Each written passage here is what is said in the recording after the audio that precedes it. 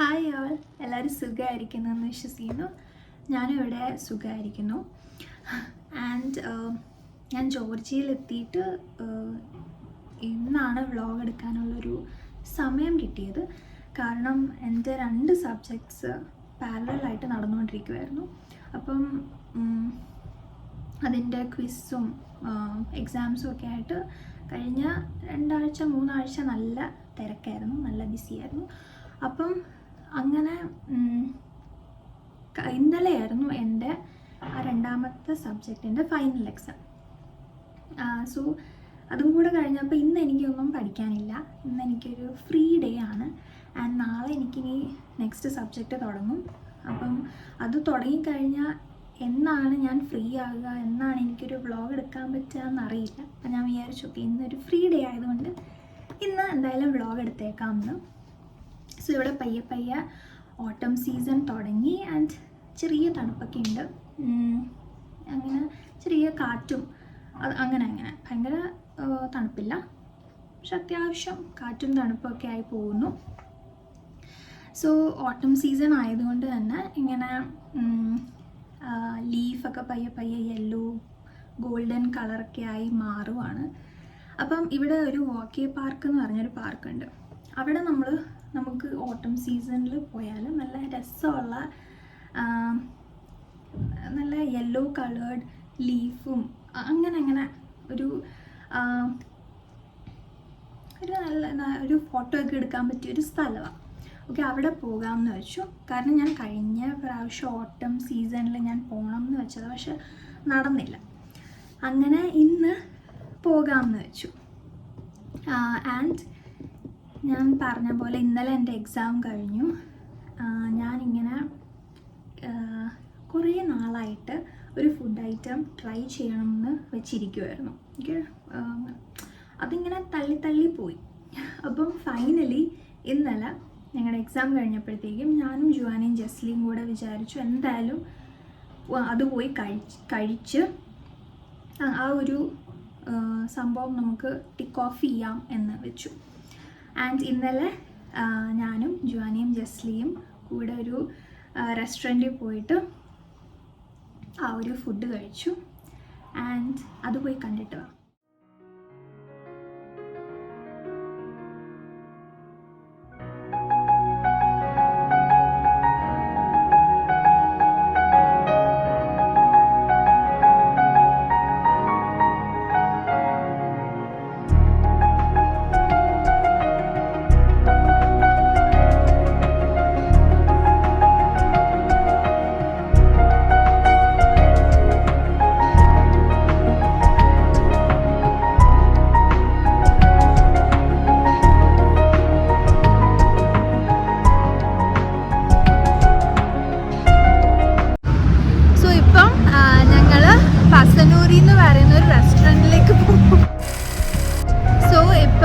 ഞങ്ങൾ 3 പേരും പസനൂരി എന്ന് പറയുന്ന ഒരു റെസ്റ്റോറൻറ്റിലേക്ക് പോവുക, ഒരു ഫുഡ് ട്രൈ ചെയ്യാം.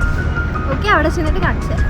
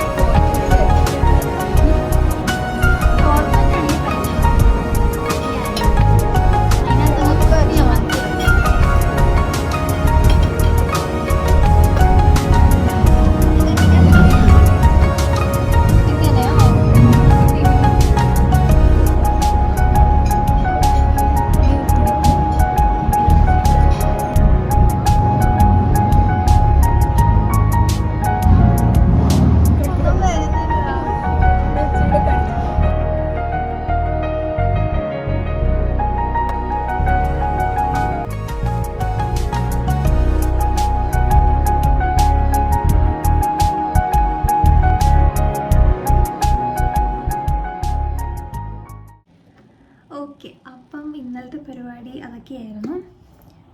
ഇനി ഞാൻ പെട്ടെന്ന് പോയി ഒരുങ്ങട്ടെ.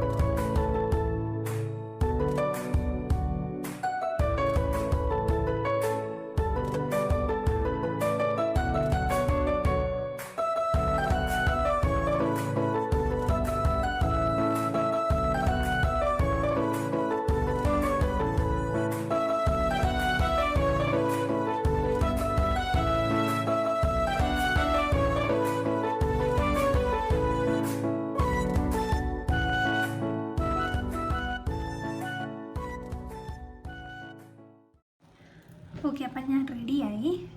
ഇനി നമുക്ക് പോകാം. വാ.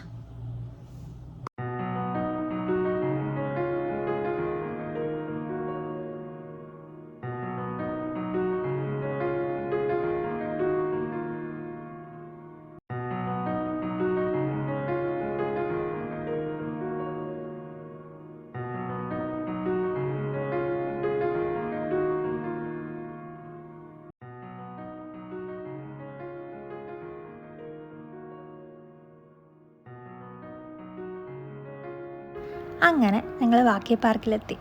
ഇനി ഒരു ചെറിയ സിനിമാറ്റിക് വീഡിയോ കണ്ടാലോ?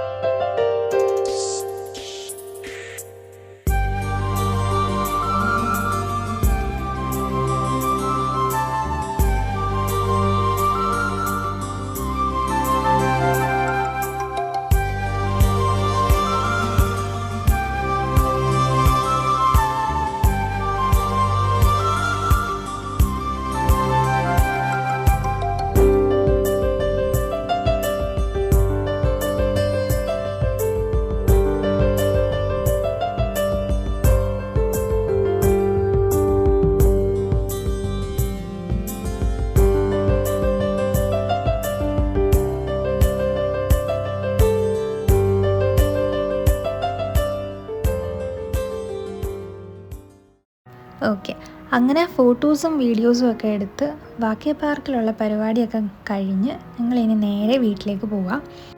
ആൻഡ് എനിക്ക് തോന്നുന്നു വാക്കി പാർക്ക് ഏറ്റവും ബ്യൂട്ടിഫുൾ ഓട്ടം സീസണിൽ കാണാനാണ്. എസ്പെഷ്യലി ഈ റെഡ് സാൻഡിൻ്റെ മേളിൽ ഇങ്ങനെ ഗോൾഡൻ ലീഫ് കിടക്കുന്ന കാണാൻ നല്ല ഭംഗിയാണ്. ഓക്കെ, അങ്ങനെ വാക്കി പാർക്കിലെത്തി ഫോട്ടോസൊക്കെ എടുത്തു, വീഡിയോസൊക്കെ എടുത്തു. കൊള്ളായിരുന്നു. ഇനി അങ്ങനെ തിരിച്ചു പോകും. ഇച്ചിരി കാറ്റുണ്ട് ഇവിടെ. ഞങ്ങൾ വന്നപ്പോൾ ഇച്ചിരി മഴ പെയ്തു, പക്ഷെ പിന്നെ ഓക്കെ ആയി. അങ്ങനെ ഇച്ചിരി കാറ്റുണ്ടായിരുന്നു. ഇനി വീട്ടിൽ പോകാം.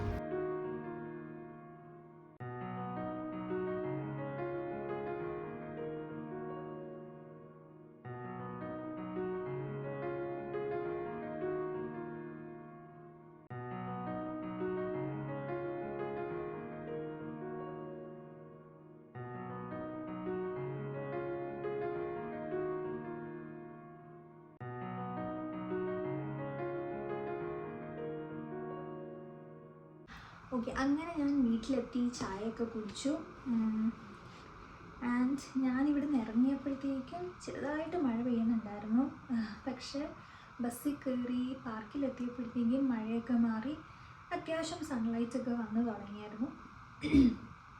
ഞാൻ വിചാരിച്ചു നല്ലപോലെ മഴ പെയ്ത് നമുക്ക് ഫോട്ടോസൊന്നും എടുക്കാൻ പറ്റത്തില്ലായിരിക്കും. പക്ഷേ ബസ്സിൽ കയറിയപ്പം ഒക്കെ മഴ ഓക്കെ ആയി മാറി. ഞാൻ അവിടെ എത്തിയപ്പം ഇറ്റ് വാസ് ഗുഡ്, ഓക്കെ ആയിരുന്നു. സോ ബൈ ദ വേ, ഇന്ന് ലാസ്റ്റ് സൺഡേ ഓഫ് ഒക്ടോബറാണ്. എത്ര പേർക്ക് ഈ ഒരു സംഭവത്തിനെ കുറിച്ച് അറിയാം എന്നെനിക്കറിയില്ല. അതായത് ഡേ ലൈറ്റ് സേവിങ് ടൈം. ഞാൻ ഭയങ്കര റീസെൻ്റായിട്ടാണ് ഇതിനെക്കുറിച്ച് മനസ്സിലാക്കിയത്. അതായത് ചില കൺട്രീസിൽ, ഇപ്പം ചില യൂറോപ്യൻ കൺട്രീസിൽ, ഓസ്ട്രേലിയയിലും നോർത്ത് അമേരിക്കയിലുമൊക്കെ അവർ ഈ day light saving time system follow ചെയ്യുന്നുണ്ട്.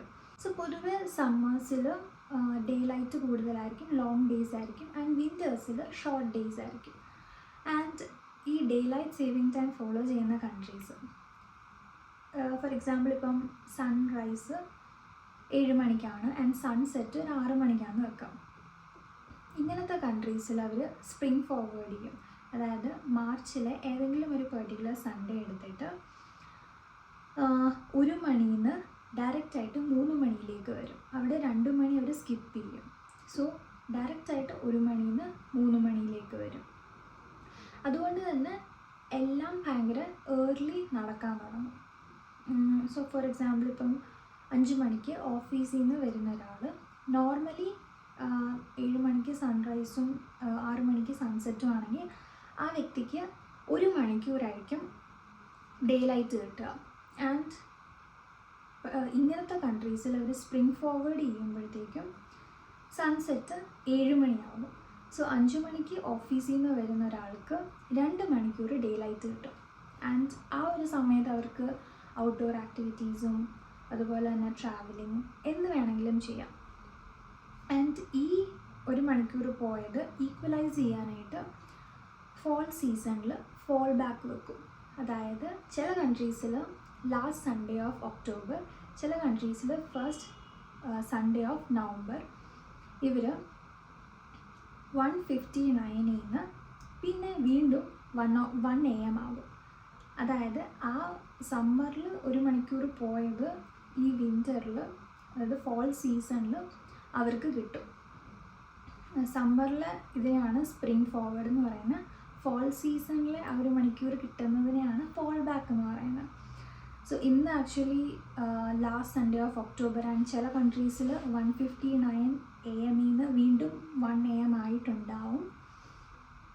ഡിജിറ്റൽ ക്ലോക്കിലൊക്കെ ഇത് ഓൾറെഡി ഓട്ടോമാറ്റിക് ആയിട്ടാകും. പക്ഷേ ഇങ്ങനെ പഴയ ക്ലോക്കിലൊക്കെ ആൾക്കാർ തന്നെ അത് ചെയ്യും. സോ ഇത് മെയിനായിട്ട് ജോർജ് ഹഡ്സൺ എന്ന് പറയുന്ന ഒരു എൻറ്റമോളജിസ്റ്റാണ് ആദ്യമായിട്ട് ഇൻട്രൊഡ്യൂസ് ചെയ്ത് ഈ ഒരു കോൺസെപ്റ്റ്. ആൻഡ് ഫസ്റ്റ് വേൾഡ് വാറിൻ്റെ സമയത്ത് ജർമ്മനി ഇതങ്ങ് ഫോളോ ചെയ്തു. ആൻഡ് ഇപ്പം പല കൺട്രീസും ഇത് ഫോളോ ചെയ്യുന്നുണ്ട്. മെയിനായിട്ട് എർത്തിൻ്റെ പോൾ റീജിയനിലുള്ള കൺട്രീസാണ് ഇത് ഫോളോ ചെയ്യുന്നത്. ഇതിൻ്റെ ഉപയോഗം എന്ന് പറഞ്ഞാൽ ഡേ ലൈറ്റ് അങ്ങ് മാക്സിമം, സൺലൈറ്റ് മാക്സിമം ഉപയോഗിച്ചിട്ട് ആർട്ടിഫിഷ്യൽ ലൈറ്റിൻ്റെ യൂസേജ് കുറയ്ക്കുക ആൻഡ് അങ്ങനെ എനർജി സേവ് ചെയ്യുക. സോ അതൊരു അതാണ് ഇതിൻ്റെ കോൺസെപ്റ്റ്. സോ ഞാനിത് ഭയങ്കര റീസെൻ്റായിട്ട് ഞാനിത് അറിയുന്നത്, ഇങ്ങനൊരു സംഭവത്തിനെക്കുറിച്ച്. അപ്പോൾ ഞാൻ വിചാരിച്ചു ഇന്ന് ലാസ്റ്റ് സൺഡേ ഓഫ് ഒക്ടോബറും കൂടെ ആയതുകൊണ്ട് ഞാൻ നിങ്ങളോടും കൂടെ പറഞ്ഞേക്കാമെന്ന്. So yeah, if you have learned something new today, do subscribe. ഇന്നത്തെ വ്ളോഗ് ഇത്രേ ഉള്ളൂ. So till the next video we meet, take care and bye bye.